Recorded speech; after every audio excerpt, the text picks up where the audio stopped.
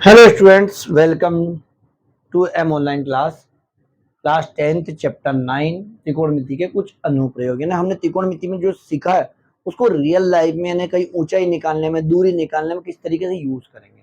तो देखो, एक प्रश्न दे रखा है आपके पास, भूमि के एक बिंदु से जो मीनार के 5 बिंदु से, कौन सा प्रश्न है? प्रश्न नंबर चौथा। कौन सा प्रश्न है? प्रश्न नंबर चौथा, है ना। भूमि के एक बिंदु से जो मीनार के 5 बिंदु से 30 मीटर की दूरी पर है, मीनार के शिखर का उन्नयन कोण 30 डिग्री है, मीनार की ऊंचाई कुछ भी समझ में नहीं आया, है ना। इसको धीरे धीरे पढ़ो। ये कह रहा भूमि, तो आप सबसे पहले एक भूमि बनाओ। ठीक, पहली बात करिए आपने, बना दिया भूमि। जमीन ऐसी बनती है सीधी सीधी। भूमि के एक बिंदु से, तो भूमि पे कोई भी एक बिंदु ले लो, ले लिया एक बिंदु, उसको नाम दे दो आप, ए नाम दे दो या सी नाम दे दो, कोई भी दे सकते हैं।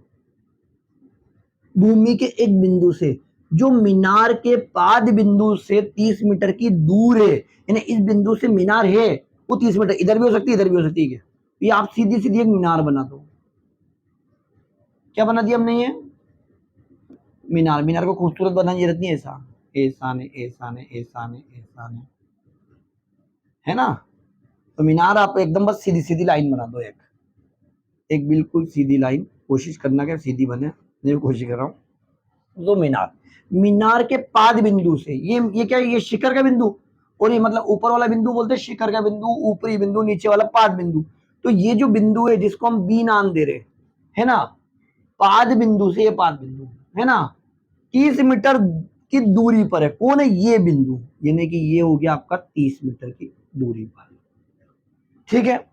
अब आगे क्या, मीनार के शिखर का, यानी यहां से मीनार के शिखर का, ये मीनार का शिखर है, मीनार के शिखर का उन्नयन कोण, यानी यहां से जब देख रहे हैं इसको, एक कोण, ये दृष्टि रेखा बन गई हमारी, है ना। ये कितना बन रहा? 30 डिग्री का कोण बन रहा। कितना बन रहा? 30 डिग्री का। तो अब ये कह रहे हैं कि मीनार की ऊंचाई निकालो, मतलब आप ये जो मीनार बनी ना,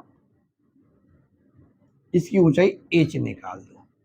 क्या बनी हमने? ये मीनार बनी, इसकी ऊंचाई को एच मान लिया। क्लियर। यहाँ क्या बनेगा? 90। या 90 क्यों बनेगा? क्योंकि कोई वस्तु जब सीधी जमीन पर खड़ी है, सुनो, कोई हम भी जैसे हमारा घर बनाएंगे तो घर की दीवार को ऐसे तिरछी तो बनाएंगे नहीं, ऐसी भी नहीं बनाएंगे, हमेशा सीधी बनाएंगे, क्योंकि सीधी चीज ज्यादा देर तक जमीन पर खड़ी रह सकती है 90 डिग्री के कोण की स्थिति में, इसलिए यहाँ कोण कम हो जाए। ठीक है, इसलिए यहाँ 90 खुद ब खुद बन जाएगा। तो हम समकोण से बचपन से पढ़ते थे, बाकी ये हमारे रियल लाइफ में बन गया है। अब आप कहोगे सर ऐसा तो कभी दिखता ही नहीं। ये हमारी जाना ना काल्पनिक रेखा, दृष्टि रेखा, इन हम देख रहे हैं, देखने वाली लाइन बनी है। मान लो हम जैसे जादूगर होते और यहाँ किसी को मानना होता, हमारी आंखों से एक लाइन निकलती, तो बन जाती दृष्टि रेखा। ये दृष्टि रेखा बन गई इस तरीके से। ठीक है, अब इसको आगे बढ़ाते हैं। ये हमने डायग्राम बना लिया, क्या लिखेंगे? माना कि ए बी क्या हो गई? मीनार है। एक तो ए बी तो मीनार ले रही, और ये सी क्या है? भूमि पर स्थित बिंदु। सी क्या है? भूमि पर स्थित बिंदु है। ठीक है, जहां क्या क्या चीज नजर आ रही है हमें? जहां ए बी का मान हमको क्या नजर आ रहा? H metre. और बी सी क्या नजर आ रहा हमें? 30 मीटर। ठीक है। अब हमने देखा भैया कि अब ये इसमें हल करना है, इसमें हल करने के लिए हमें साइन कोस टेन वगैरह लगाने पड़ते, तो कौन सा लगाएं हम? तो हमने देखा कि हमें इससे कोई मतलब नहीं। हमें किससे मतलब नहीं है? हमें कर्ण से कोई मतलब नहीं है। हमें मतलब किससे? एक तो लंब और एक आधार से। इससे ये देखो, ये आपका लंब और आधार ही बन रहा है, और लंब और आधार में संबंध दर्शाने के लिए कौन आता है? Tan theta. एक और आता है कोट थीटा,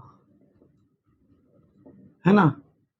ये दोनों आते हैं जिनमें कर्ण का यूज नहीं, क्योंकि कर्ण की बात ही नहीं करी उन्होंने, इन दोनों की बात करी कि भाई ये दूरी है ना, आप ये ऊंचाई है ना, ऊंचाई निकाल दो।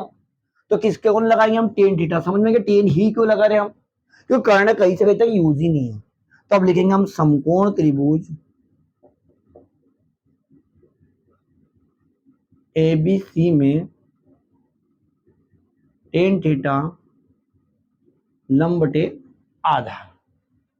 ठीक है, टेन थीटा की वैल्यू ना, कोण की वैल्यू, कोण यहाँ आएगा कितना है? 30 डिग्री। लंब क्या है? ए बी बटे बी सी। कैसे? ये लंब का मान है, ये लंब है, जानते हो ना, ये लंब है।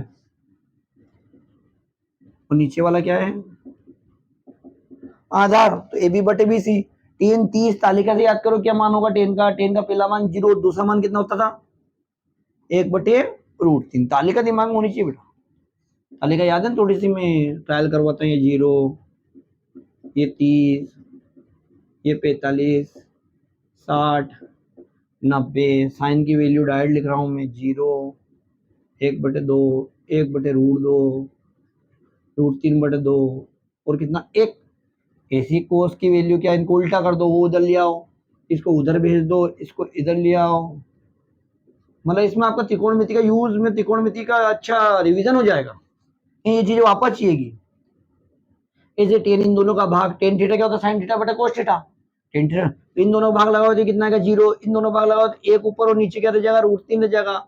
इन दोनों का भाग लगाओ 1, ये दोनों का भाग लगाओ तो ऊपर क्या रह जाएगा √3 और ये कैसा आ जाएगा अनंत अपरिभाषित। ठीक है। अब आप ये देख रहे हो टेन 30 ये रहा देखो, टेन 30 दोनों आगे मिल रहे 1/√3 पे। अब ए बी बटे बी सी। ए बी कहाँ है बेटा, ए बी का मान कितना ये रहा h, और बीसी का मान कहाँ है ये रहा, बीसी का मान 30। क्या करेंगे 30 को इधर भेज देंगे, 30/√3। ऐसा क्यों कर रहे हैं हम, क्योंकि हमें मान चाहिए एच का, जिसका मान चाहिए होता है उसको अकेला करते अकेला, यानी इसके साथ ये संख्या थी इसको भी इधर भेज दिया तो एच का मान निकल गया। इसको थोड़ा सा और सोल्व कर लेंगे हम। क्या निकल गया हमारे पास, h बराबर 30√3। वैसे ही आंसर आ गया। तो हम चाहे इसको थोड़ा सा और अच्छा करें तो क्या करेंगे, देखो ये h। ठीक है, हमने नवीं में पढ़ा है परिमेयकरण, यानी कि नीचे से करणी को हटाना। तो उसी करणी का गुणा कर दो आप ऊपर नीचे, यहां लिख देना हर का परिमेयकरण करने पर। ठीक है ना। कहां से आया वो परिमेयकरण कहता, तो ये हो जाएगा आपका 30√3 और √3 में √3 का गुणा कितना होता है बेटा 3। हमने देख लिया करनी हट जाती है, सेम करनी होती।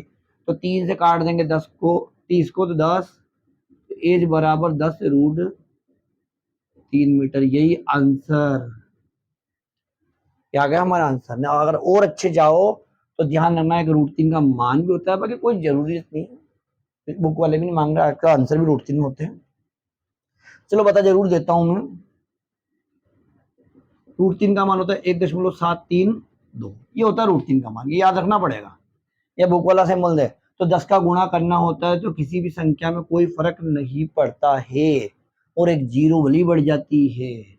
ये क्या मान है, ये √3 का मान है। √3 का मान होता है 1.732, ये √3 का मान याद रखना पड़ेगा। वैसे तो आप यहाँ तक सवाल करो कोई दिक्कत नहीं, बाकी अगर करना भी चाहते हो तो मैं बताता हूँ। ये जीरो जीरो पीछे बढ़ जाएगी। अब 0.123 अंक बाद, 0.123 अंक बाद, यानी कि असली आंसर इसका आ गया 17.32 मीटर। तो देखा आपने आंसर कितनी जगह आया। मैंने बोला ये भी आंसर, तो चाहो तो ये भी आंसर है, अगर और चाहो तो ये भी आंसर है। तो उम्मीद करते हैं आपको अच्छे समझ में आया होगा, अच्छे से आपके जहन में बैठा होगा। तो ऐसे और भी सवाल हम बाद में करेंगे। वीडियो पसंद आए लाइक शेयर एंड सब्सक्राइब कीजिए। Thank you.